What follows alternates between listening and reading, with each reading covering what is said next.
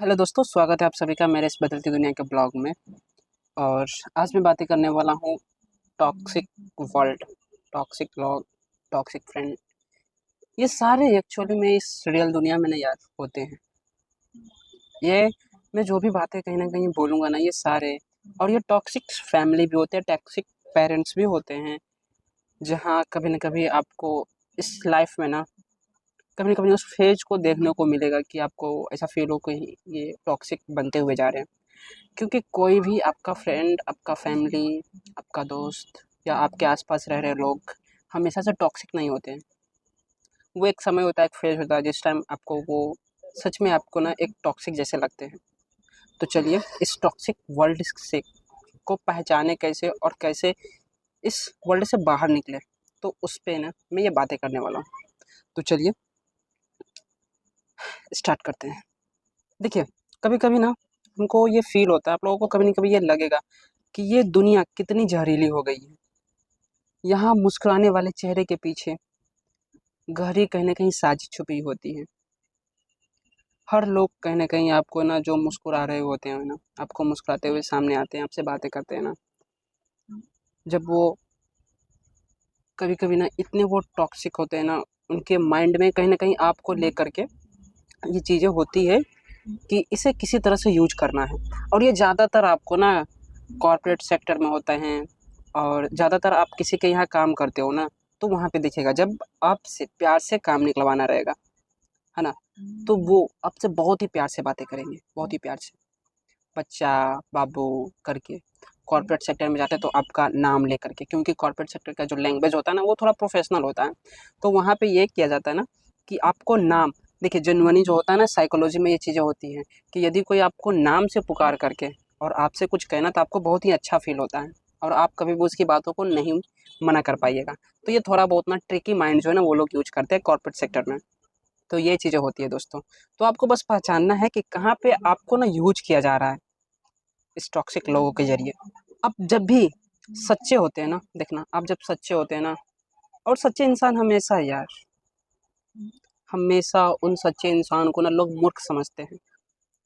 आप आपके माइंड में अगर किसी को मदद करने का भावना है, आप मददगार हैं, तो ऐसा होता है ना, ऐसे लोग, ये स्टार्टिंग में ये चीज़ें होती है कि आप हर किसी को ना चाहते हैं ना कि काश अगर ये प्रॉब्लम है ना, तो मैं इसे मदद कर सकता हूँ, तो इसे मदद करता हूँ। लेकिन एक्चुअली में क्या होता है ना कि आप जब ज़्यादातर मददगार होते हैं ना, लोगों की मदद करना चाहते हो ना, तो एक्चुअली में वो लोग, आउटर लोग, जो टॉक्सिक लोग होते हैं ना, वो आपको कहीं न कहीं यूज़ कर रहे होते हैं। आपको मूर्ख समझते हैं, आपको बेवकूफ़ समझते हैं। ये चीज़ें ना प्यार में भी होता है दोस्तों, बहुत अच्छी तरह से होता है। तो आपको इन सभी को जानने और पहचानने की ज़रूरत है, और इस ऐसे लोगों से आपको ना दूरी बनाने की ज़रूरत है दोस्तों, समझ गए? तो तुम्हें खुद को ना इस टॉक्सिक वर्ल्ड से, इस फेक वर्ल्ड से, फेक दोस्त से, फेक प्यार से आपको बचना है दोस्तों। ये सब सारे चीज़ कहीं न कहीं आपको पहचानने होंगे कि फेक क्या है, और ये कभी मत सोचिएगा। कभी-कभी क्या होती है ना कि परिस्थिति और स्थिति भी जो है ना लोगों को टॉक्सिक बना देती है।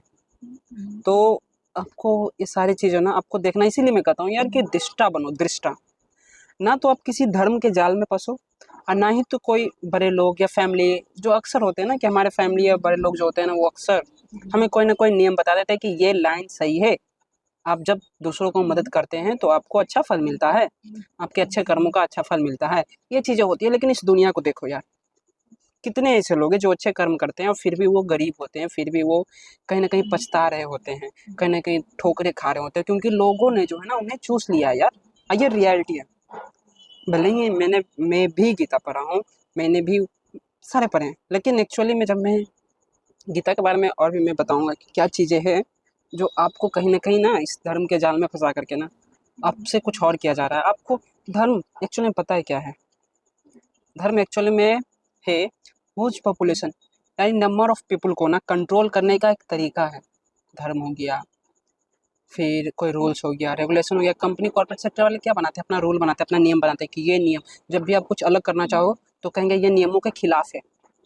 ऐसा ऐसा ये हमारे कंपनी के नियमों के खिलाफ है, कंपनी आपके नियमों के अनुसार नहीं चलेगा। लाइक जैसे कि आपका नोटिस पीरियड हो गया, लेना दे मांगना उनका। फिर उसके बाद कुछ ऐसी चीज़ें ना कि मैं अपना एक कॉर्पोरेट सेक्टर का एक्सपीरियंस बताता हूँ दोस्तों, कि एक नियम था ना वहाँ पे कि जब आप एक विस्ता होती है, एक फिजिकल कैश होता है। विस्ता यानी जो कंप्यूटर में शो हो रहा है कि कितना बिलिंग हुआ, कितना सेल हुआ, ये सब सारी चीज़ें। और एक होता है कि सेल होने के बाद आपका जो फिजिकल कैश कितना है, आपके पास पैसा कितना है, या ऑनलाइन भी ट्रांजेक्शन हुआ वो कितना है, वो सारे चीज़ देखना।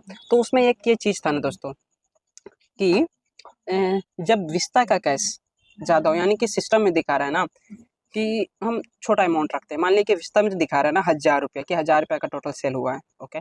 और आपका फिजिकल कैश जो है ना वो है मान लीजिए 800 रुपया, तो यानी कि 200 रुपये का शॉर्टेज आ रहा है। वो ऑनलाइन में भी हो रहा है, मान लीजिए कि वो ऑनलाइन भी ट्रांजेक्शन हुआ, ऑनलाइन ट्रांजेक्शन भी काउंट हुआ, और जो आपका काउंटर पे रखा हुआ वो भी काउंट हुआ, टोटल मिला करके 800 रुपया ही है। और विस्ता में जबकि सिस्टम में दिखा रहा है कि 1000 का सेल हुआ है, तो आपको ये समझा जाएगा कि आप वहाँ पे चोरी किए हैं। वो आपके पॉकेट से पैसा निकाला जाएगा 200 रुपया, भले ही आपका कुछ मिस्टेक हुआ हो, गलती हुआ हो, लेकिन फिर भी आपसे वो 200 रुपया आपके पॉकेट से निकाला जाएगा। ये एक रोल था। तो ये तो हो गया। उसके बाद इसमें एक नेक्स्ट कंडीशन आता है कि जब विस्ता का कैश कम हो जाए और आपका जो कैश है, फिजिकल कैश है ना, वो ज़्यादा हो जाए, तो उसमें क्या होगा। तो उस सिचुएशन में पता है क्या नियम बनाया, जब लोगों ने पहले जो है ना, जो ट्रेनर होते हैं ना, वो हम लोगों से पूछे कि बताओ विस्ता का कैश मान लो कि 800 रुपया है, और तुम्हारे पास जो फिजिकल कैश है जितना भी ऑनलाइन अकाउंट है वो सारे काउंट करने के बाद 1000 आ रहा है, यानी 200 रुपया जो है ना एक्सेस हो जा रहा है, एक्स्ट्रा हो जा रहा है, तो क्या किया जाएगा उस कंडीशन में। तो हमने बोला कि यार कि जिस तरह से जब शॉर्टेज हुआ तो हमारे पॉकेट से 200 रुपया गया, उसी तरह से अगर मान लीजिए कि एक्सेस आ गया तो वो पैसा हमारे पॉकेट में आएगा, क्योंकि हमारे पॉकेट से शॉर्टेज में निकाला जा रहा है तो एक्सेस में हमारे पॉकेट में आना चाहिए। तो उनका पता है क्या था रिएक्शन, भाई कि तुम बहुत गलत बोल दिए, तुम्हें ऐसे नहीं बोलना चाहिए। ये उसको इतना ये फील कराया ना, एक लड़का था मेरे में आर्यन नाम का, तो उसने ये बातें बोली कि जब हमारे पॉकेट से पैसा निकल सकता है तो हमारे पॉकेट में आ क्यों नहीं सकता है। तो बोला नहीं, ये और भी डेंजरस है, इससे आपकी नौकरी जा सकती है। ऐसा नहीं है, ऐसा है कि हम लोग क्या करेंगे ना कि उस विस्ता के कैश को एक्सेस कर देंगे, यानी कि वो जो है ना एक्स्ट्रा प्रॉफिट में चल जाएगा, कंपनी के एक्स्ट्रा प्रॉफिट में। बताओ यार, इसीलिए मैं कहता हूँ ये जो रूल रेगुलेशन होता है ना वो सारे बड़े बड़े कॉर्पोरेट सेक्टर के लिए प्रॉफिट के लिए ही होता है, वो अपने लिए यूज करते हैं, आपको आपको नियमों के जाल में फंसाते हैं। तो इसीलिए मैं कहता हूँ यार कि ये टॉक्सिक वर्ल्ड है, बच के रहना दोस्तों। यहाँ पे जो दिखाया जाता है ना वो चीज़ें होती ही नहीं है, और जो होती है ना वो चीज़ आपको दिखाई नहीं जाती है। देख लो मीडिया वाले का भी देख लो, मीडिया वाले में अभी क्या चल रहा है पता है, 26 सितंबर को ना ये लद्दाख में बीजेपी का कार्यालय जो था ना वो जलाया गया था, ओके। लेकिन उसका न्यूज अभी तक कोई सोशल मीडिया वाला नहीं दे रहा, कोई भी बड़े बड़े जो चैनल है ना लाइक जी न्यूज या जितने भी मेन स्ट्रीम मीडिया है ना, वो ग्राउंड पे जाकर के लद्दाख में जाकर के रिपोर्टिंग नहीं कर रहे हैं। उन्हें दिखाने से क्या मतलब, उनको गवर्नमेंट बोलेगा तभी जाएगा। लेकिन जो उनसे जिनका सब्सक्राइबर लगभग 30 लाख 40 लाख है, वो लोग रियल ग्राउंड पे जाकर के दिखा नहीं जा रहे हैं, तो उन्हें जाने से मना कर दिया जा रहा है। और सोनम, क्या नाम था, सोनम जिन पे जो है ना, सोनम वांगचर करके कुछ नाम है। तो देखिए अच्छी तरह से नाम भी हम सभी को पता नहीं इतने अच्छे लोगों का, लेकिन हाँ इतना पता है कि वो जो है ना 3 इडियट का जो मूवी जो हुआ था ना, वो जो रोल आमिर खान के थे ना, वो उन्हीं का था। और तब मैंने उनका एक वीडियो देखा है, एक वीडियो उनका ये देखा ना कि एक वीडियो था जिसमें वो ये बता रहे थे ना, ऐसे तो उन्होंने बहुत सारी टेक्नोलॉजी न्यू न्यू निकाले हैं कि पहाड़ी इलाका में किस तरह से हमारे सैनिक है, हमारे बॉर्डर जो है ना, उतने ठंडी इलाका में रहने के लिए उनके लिए एक घर बनाया, वहाँ का वो सारी टेक्नोलॉजी विकसित करना कि रूम टेम्परेचर रहे, वो चीज़ें उन्होंने किया। फिर वह और भी अच्छे अच्छे टेक्नोलॉजी किए हैं 2-3, तो सुने थे अभी याद नहीं आ रहा है, लेकिन एक मैंने सुना है कि लेजर लाइट बीम से जो है ना वो नेटवर्क प्रोवाइड कराने के लिए, क्योंकि वहाँ पे नेटवर्क का बहुत इशू होता था, बड़े बड़े पहाड़ के कारण जो है ना वो नेटवर्क नहीं जा पाते थे स्कूल में बच्चों के पास, लोगों के पास। तो क्या किया ना कि जो पहाड़ था ना, तो जब उन्होंने पूछा टेलीकॉम कंपनी वाले से कि आप टावर जो है ना पहाड़ पे क्यों नहीं लगाते, उनको एक अपॉर्चुनिटी दिखी कि यार हम शहरों में जब भी जाते हैं तो टावर कितने ऊंचे होते हैं, 60 मीटर, 300 मतलब 600 मीटर, 500 मीटर, ऐसा इतना ही, मैंने सॉरी तो बहुत ज़्यादा बोल दिया, फिट फिट लगभग 400 फीट या 500 फीट ही होते हैं। और हमारे पहाड़ तो उससे ज़्यादा ऊंचे हैं, तो हम क्यों नहीं इसको अपॉर्चुनिटी के रूप में देखें। पहाड़ होने से सिग्नल नहीं आ रही है, तो हम क्यों ना पहाड़ पे ही टावर लगाया जाए, छोटे लगेंगे, कम कीमत में लगेंगे। तो इस तरह की बातें जब है ना वो टेक्नोलॉजी टेलीकॉम कंपनी वाले से जब बातें की तो उन्होंने अपना प्रॉब्लम बताया कि नहीं, हम लोग वहाँ पे बड़े बड़े पावर जो है ना नहीं ले जा सकते हैं, जो 500-600 किलोमीटर का हो, 500-600 किलो का होता है। फिर बैटरियाँ रखने में, बैटरियाँ उतने ठंड में नहीं रह सकती हैं, वो ब्लास्ट हो जाएंगी या फट जाएंगी, जम जाएंगी, इस तरह के कंडीशन आ सकते हैं। तो सारे जो प्रॉब्लम थे ना, उन सारे प्रॉब्लम को वो कहीं ना कहीं दूर किए, वैसा टेक्नोलॉजी लाएं।